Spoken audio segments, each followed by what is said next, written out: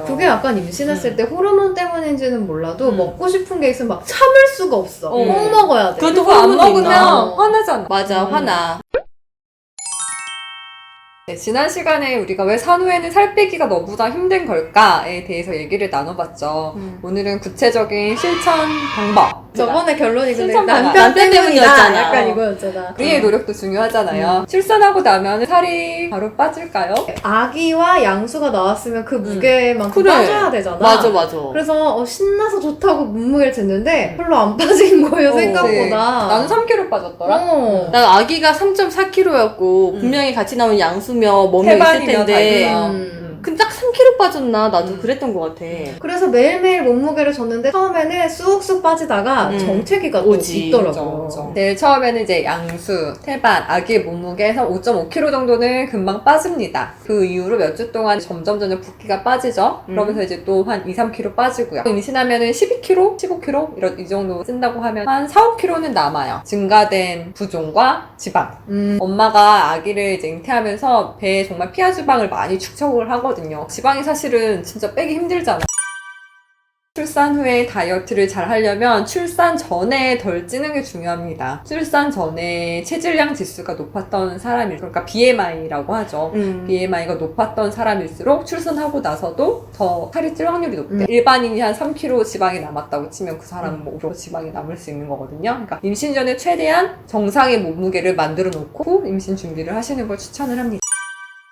그리고 임신 중에도 많이 찌시면 안 돼요. 임신 중에 사실 방심하잖아. 근데 저도 그렇게 못했지만 의사 선생님들 이야기를 들어보고 또 생각을 해보면 아이에게도 또 산모에게도 건강하게 먹는 게 임신 기간에 참 중요한 일인 것 같아요. 그렇죠. 임신 기간 중에 항상 건강하게 먹고 다이어트의 제일 주적인 단순 탄수화물 말아야죠. 근데 나는 임신 기간 중에 아이스크림 너무 맛있는 거야. 맛있지. 나 그럼 콜라가 너무 좋았어. 아이스크림 매일 못 먹게 먹었어. 하면 서운한다. 근데 나는 임신 중반기 때까지 굉장히 잘 관리를 하고 있었는데 후반기 때는 아이스크림 매일 먹어가지고 살이 좀 쪘어요. 그게 약간 임신했을 때 호르몬 때문인지는 몰라도 먹고 싶은 게 있으면 막 참을 수가 없어. 꼭 먹어야 돼. 그것도 그거 안 호르몬이 먹으면 있나? 화나잖아. 맞아, 화나. 평생에 한 번일 수도 있는 이게 한 번이어야만 해. 이런 것 때문에 또 많이 먹게 되는 것 같아요. 근데 저처럼 그러지 마시고요. 좀 자제를 해서 적정 체중을 만들도록 노력을 하세요. 그리고 출산을 하고 나면 산욕기라고 하죠. 6주간. 그때는 다이어트 생각하지 마세요. 내 몸을 잘 회복하는 게 먼저입니다. 맞아. 체력이 생각보다 빨리 안 돌아오더라고요. 애가 돌쯤은 돼야 돌아오는 것 같아요. 그때 무리한 사람들은 결국에 좀 탈이 나더라고요. 그러니까 다이어트는 어차피 어느 정도 자연적으로 빠지는 게 있는데 사실 그때 무리하게 한다고 해서 확 빠지는 게 또 아니니까 좀 쉬셨으면 좋겠어요. 그때는 몸을 최대한 이제 잘 회복하기 위해서 좋은 음식을 잘 드시고요. 저처럼 아이스크림, 뭐 단순당 이런 것만 안 드시면 부종이나 노폐물 같은 것들이 저절로 빠지기 때문에 그치. 감량이 잘 됩니다. 산후조리 방법에서 말씀드렸다시피 운동을 바로 하시는 게 좋습니다. 계속 누워있기만 하시지 마시고요. 가벼운 운동. 가벼운 운동. 이게 뭐 웨이트 운동 말고요. 걷기. 산 이런 거요. 부종이 그래야 빨리빨리 순환이 돼서 빠지거든요. 근데 막 애기 100일 전에는 밖에 웬만하면 나가지 말라고 하고 그러잖아요. 그럼 언제부터 그런 가벼운 운동을 하는 게 좋을까요? 출산 다음 날부터 바로요. 밖에 나가지만 않으면 좀 걷고 좀 걷고 돌아다니고 순환을 시켜줘야 이 부종이 셀룰라이트로 변하지 않습니다. 부종이 이제 그냥 물이 아니고 염증화되고 만성화되면 끈적끈적해지면서 지방은 사이사이에 껴요. 그러면은 그 말이 맞는 거네요. 붓기가 살된다는 게 맞는 말이죠. 그렇죠. 붓기가 지방이 되진 않지만 지방과 사이사이 연합해서 끼니까. 그런 셀룰라이트를 만들 수 있는 가능성이 있거든요. 그러니까 그때는 몸의 회복에 주력을 하시고 그냥 가벼운 운동 만 하시고 음식만 조금 주의하시면 될 것 같아요. 적게 드시라는 얘기가 아니고요. 질 나쁜 음식을 드시지 말라는 얘기입니다. 너무 군것질은 좀 줄이고 자제하고 산육기가 지나고 이제 6개월까지. 이제 6개월까지 못 뺀 살은 계속 갈 평생 확률이 간다. 높아요.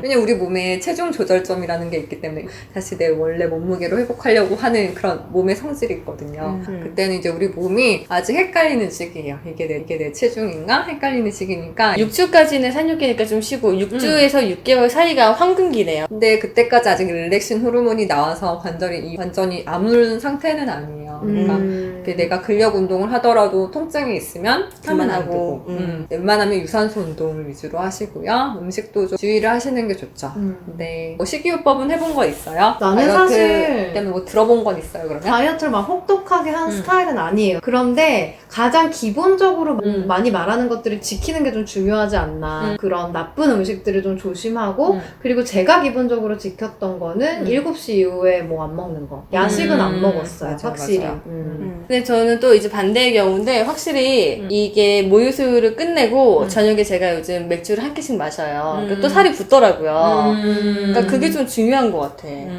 습관적인. 모유수유가 다이어트 하는데 좋죠. 우리가 지방을 태우기가 진짜 힘들어요. 모유수유를 할 땐 그 지방을 가져다가 이렇게 모유를 만들기 때문에 모유수유가 다이어트에 좋습니다. 그리고 자궁 수축이 잘 된대요. 맞아요. 모유수유를 하면. 그래서 배도 빨리 들어갔던 것 같아요. 그 기간이. 그러니까 모유수유가 꽤 힘들잖아요. 그럼 생각을 좀 바꿔야겠네요. 나 지금 다이어트 하는 중이다.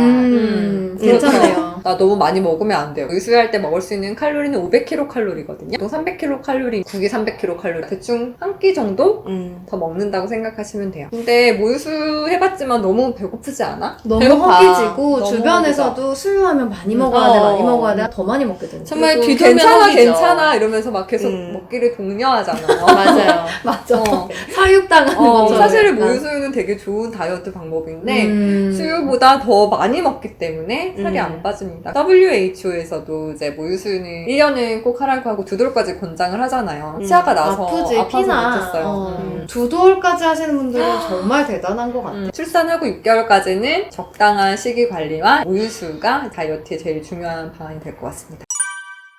근데 이제 6개월이 지나고도 안 빠진 살은 이제 계속 갈 확률이 높아요. 다이어트 식단 조절을 해야죠. 애를 키우면서는 그런 혹독한 다이어트는 좀 하기가 힘들더라고요. 아, 근데 그건 했던 것 같아요. 내가 하는 게 간헐적 단식인지 몰랐었는데, 저녁을 7시쯤 먹고, 그 다음에 아침을 안 먹었어. 간헐적 단식이에요. 그게 간헐적 단식. 시간이 없어서 안 먹긴 한 거지만, 매일은 아니었지만. 이게 공복이 12시간 이상 넘어가면 이제 지방 분해가 잘 되거든요. 한 번씩 그런 이야기도 하잖아요. 그러니까 위장을 좀 비워야 되는 게 간헐적 단식의 그거잖아요. 그 디톡스랑 또 엮어서 많이 하는 것 같아요. 이제 식이 조절을 한다면 단백질을 잘 챙겨 먹는 거. 단백질은 보통 저녁에 먹는 걸 더 추천을 드려요. 밤에 이제 잘 때 성장 호르몬이 나오는데 성장 호르몬이 모발, 뭐 근육 이런 거 다 피부 이런 거 재생을 해요. 지방도 분해를 시켜주는 고기, 생선, 뭐 오징어, 두부 이런 거, 닭가슴살고요. 뭐 많아서 약간 취향별로 저녁에 단백질을 드시는데 근데 단백질을 그만큼 늘리는 만큼 탄수화물이나 다른 건 줄이는 건 거죠. 단백질 그렇죠. 이만큼 먹고 다른 것도 이만큼 먹는 게 아닌 아니죠. 거지. 저녁은 웬만하면 단백질 식사 구성으로 하시고요. 단백질이 좀 더 포만감이 오래 가요. 당은 좀 빨리 꺼지거든요. 근데 우리가 당을 안 먹으면 또 기분이 나쁘잖아. 그치, 기분 나빠요. 당을 안 탄수화물 안 먹으면 기분 나빠요. 강쌤은 항상 그걸 강조하시는 것 같아요. 그래요. 당을 먹어야 기분이 좋아지고 당 충전을 해야 되는데 맞아. 그럼 당을 언제 먹느냐? 아침에 드세요. 근데 왜 막 공복에 먹으면 안 된다고. 당 수치 올라간다. 너무 급하게 영수치가 올라가는 뭐 주스나 뭐 초콜릿 이런 건 안 되고. 초콜릿이나 뭐 맞아. 믹스커피 이런 거는 안 좋지만 건강한 탄수화물 뭐 고구마, 감자, 눈 단호박 뜨자마자 나는 바나나. 파스타를 생각했어.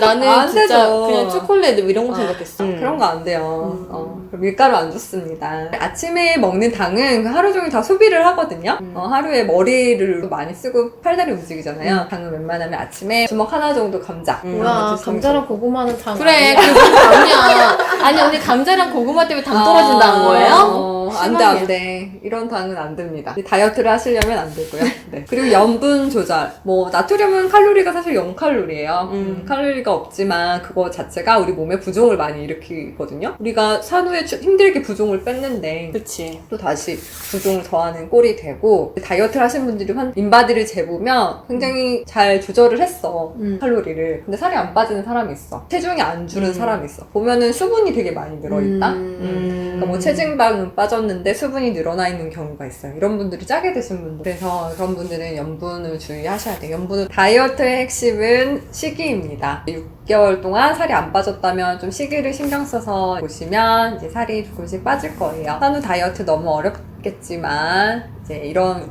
원칙들을 잘 지키셔서 하시면 또 할 수 있는 게 산후 다이어트거든요. 이렇게 열심히 잘 빼셨잖아요, 그죠? 할 말이 해볼게요.